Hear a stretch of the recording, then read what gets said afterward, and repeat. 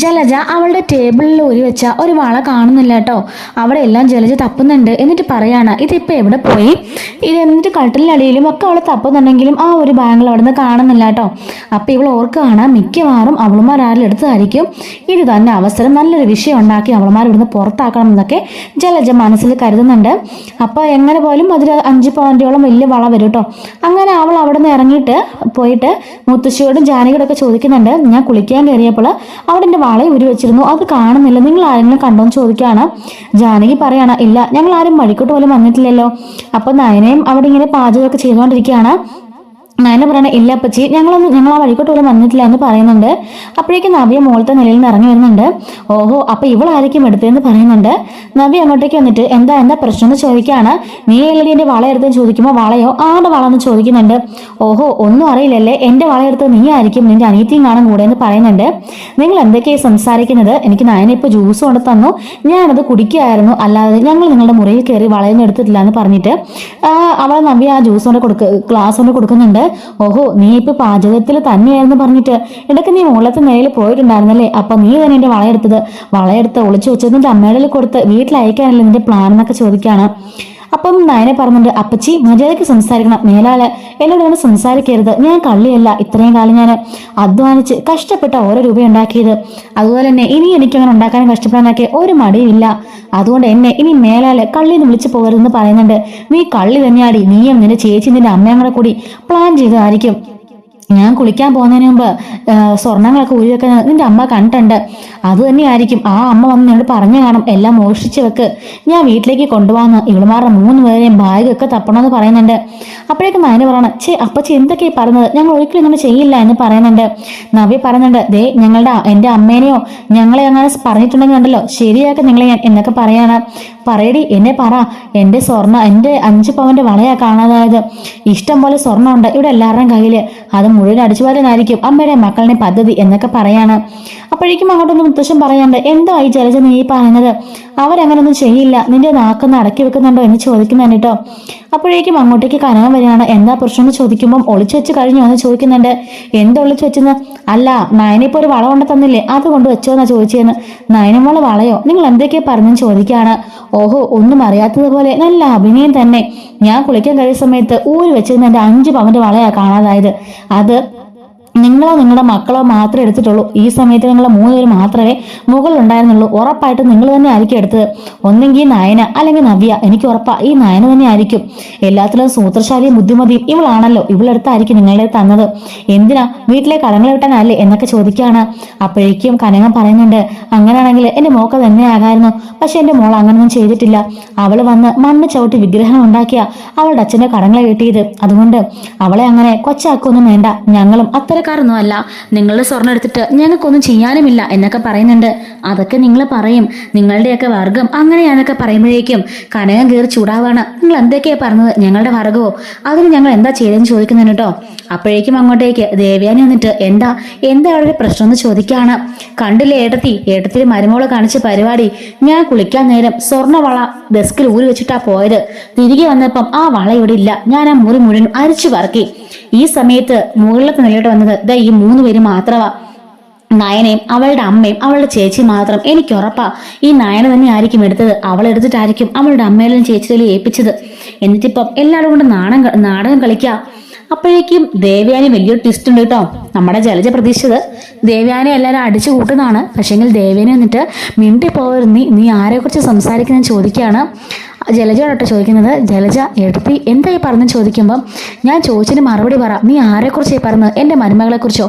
അവൾ ഒരിക്കലും അങ്ങനെ ചെയ്യില്ല, അവൾക്ക് ഇഷ്ടമുള്ള പണം അത്രയും അവളുടെ കബോർഡില് ആദർശ് വെച്ചിട്ടുണ്ട്, പക്ഷെ അവൾ ഒന്നിനും യൂസ് ചെയ്യാറില്ല. അവളെ കഷ്ടപ്പെട്ട് ഡിസൈൻ വരച്ച് അവൻ എന്തെങ്കിലും പ്രതിഫലം കൊടുത്താൽ അത് മാത്രമേ അവളുടെ വീട്ടിലേക്ക് കൊണ്ടുപോകുള്ളൂ. അവളുടെ വീട്ടിലെ കടങ്ങൾ വിട്ടാണെങ്കിൽ അത് എന്നേ ആകാമായിരുന്നു, അതിനുള്ള പൂർണ്ണമായ പണം ആദർശ് കൊടുത്തേനെ. പക്ഷെ അത് വേണ്ടെന്ന് വെച്ച് അവളെ വീട്ടിൽ പോയി കഷ്ടപ്പെട്ട് അധ്വാനിച്ച് തന്നെയല്ലേ കടം കിട്ടിയത്, പിന്നെ എന്തിനായിപ്പം അവൾ ഇങ്ങനെയൊക്കെ പറഞ്ഞു എന്ന് ചോദിക്കുന്നുണ്ട്. അത് ഏട്ടത്തി, ഇവരല്ലാതെ വേറെ ആരും അങ്ങോട്ടേക്ക് വന്നിട്ടില്ല എന്ന് പറയുന്നുണ്ട്. നീ എന്തിനാ അങ്ങനെയൊക്കെ പറഞ്ഞേ, ഇവിടെ CCTV ഉണ്ടല്ലോ, എടുത്തു നോക്ക്, ആരാ വന്നിട്ട് പോയത് നമുക്കറിയാലോ എന്ന് പറയുന്നുണ്ട് കേട്ടോ. ആ ശരിയാ, എങ്കിൽ നമുക്ക് CCTV നോക്കാം, ഇവര് 3 പേരുമല്ലാതെ മറ്റാരെങ്കിലും അങ്ങോട്ടേക്ക് വന്നിട്ടുണ്ടോ നോക്കാലോ എന്ന് പറയുന്നുണ്ട് കേട്ടോ. അങ്ങനെ CCTV ഫുട്ടേജ് ചെക്ക് ചെയ്യാണ് എല്ലാവരും. അപ്പോഴേക്കും ആദർശം അങ്ങോട്ടേക്ക് വന്നിട്ട് ചോദിക്കുന്നുണ്ട്. അപ്പോഴേക്കും നയനോടെ കരഞ്ഞുകൊണ്ട് നിൽക്കുന്നുണ്ട്. നവ്യ പറയാണ്, നയന നീ എന്തിനാ കരഞ്ഞത്? നീ തെറ്റ് ചെയ്തിട്ടുണ്ടെങ്കിൽ പിന്നെ നീ കരയേണ്ട ആവശ്യമൊന്നുമില്ല. ദൈവത്തിനറിയാലോ നമ്മളൊന്നും ചെയ്തിട്ടില്ല എന്ന്. നമ്മളെ മനഃപൂർവ്വം കരുവാക്കിയിട്ട് നമ്മളെ ഇവിടുന്ന് അടിച്ചിറക്കാൻ വേണ്ടിയുള്ള ഈ തള്ളയുടെ കള്ളക്കളികളെല്ലാം എന്ന് പറയുന്നുണ്ട്. ഇല്ല, സത്യമായിട്ട് ഞാൻ ഒന്നും ചെയ്തിട്ടില്ല. ഞാൻ വളയോടെ ഊരി വെച്ചിട്ട് കുളിക്കാൻ പോയതാ. തിരികെ വന്നപ്പോൾ വള കണ്ടില്ല. ഞാൻ ആ മുറി മുഴുവൻ അരിച്ചു വറക്കിയിട്ടുണ്ട്. അതുകൊണ്ടാണ് ഞാൻ പറഞ്ഞത് വള ആരും എടുത്തുകൊണ്ട് പോയത് തന്നെയാണെന്ന്. അങ്ങനെ CCTV ഒക്കെ ശ്രദ്ധിക്കുകയാണ്. ഈ സമയത്ത് ഇവരെ കൂടാതെ അബി കൂടി മുകളിൽ നിലയിലേക്ക് പോയിട്ടുണ്ട്. അബി അപ്പോൾ തന്നെ തിരിച്ചും പോയിട്ടുണ്ട്. നവിയോട് ചോദിക്കുകയാണ്, അബി അങ്ങോട്ടേക്ക് വന്നതെന്ന് ചോദിക്കുമ്പം അബി വന്നിരുന്നു. വന്നിട്ട് എവിടെ പോകാനുണ്ടെന്ന് പറഞ്ഞ് അത്യാവശ്യമായിട്ട് വന്നിട്ട് ഡ്രസ്സ് മാറിയിട്ട് പോയി എന്ന് പറയുന്നുണ്ട്. അവൻ്റെ കയ്യിലപ്പോൾ എന്തെങ്കിലും ഉണ്ടാകുന്ന ചോദിക്കുന്ന അബി പറയാണ്, ഇല്ല ഞാൻ അങ്ങനൊന്നും ശ്രദ്ധിച്ചില്ല എന്ന് പറയുന്നുണ്ട്. അപ്പോഴേക്കും ജലജ പറയാണ്, എൻ്റെ മകനെ കള്ളനാക്കാനായിരിക്കും എല്ലാവരുടെയും പ്ലാനിങ്. എന്നാ കേട്ടോ, എൻ്റെ മകൻ അങ്ങനൊന്നും ചെയ്യില്ല. അവൻ എന്തെങ്കിലും സ്വർണവോ എന്തെങ്കിലും പണത്തിനോ ആവശ്യമുണ്ടെങ്കിൽ അവൻ ട്രസ്റ്റിൽ നിന്ന് എടുക്കാം. അതല്ല എന്നുണ്ടെങ്കിൽ എൻ്റെ കബോളിന് എടുത്തോളം ഞാൻ പറഞ്ഞിട്ടുണ്ട്. ഇങ്ങനെ വളയുന്ന മോഷിച്ചുകൊണ്ട് പോകേണ്ട ആവശ്യമൊന്നും എൻ്റെ മകനില്ല എന്ന് പറയുന്നുണ്ട്. അപ്പോഴേക്കും ദേവനി പറയാണ്, എന്തായാലും എൻ്റെ മരുമകൾ ആ സ്വർണ്ണം എടുക്കില്ല, അതെനിക്ക് 100% ഉറപ്പാണെന്ന് പറയുന്നുണ്ട്. അപ്പോഴേക്കും ഇത് ആദർശ് പറയാണ്, ഓഹോ അപ്പച്ചിക്കപ്പോൾ എൻ്റെ ഭാര്യനാണ് സംശയം.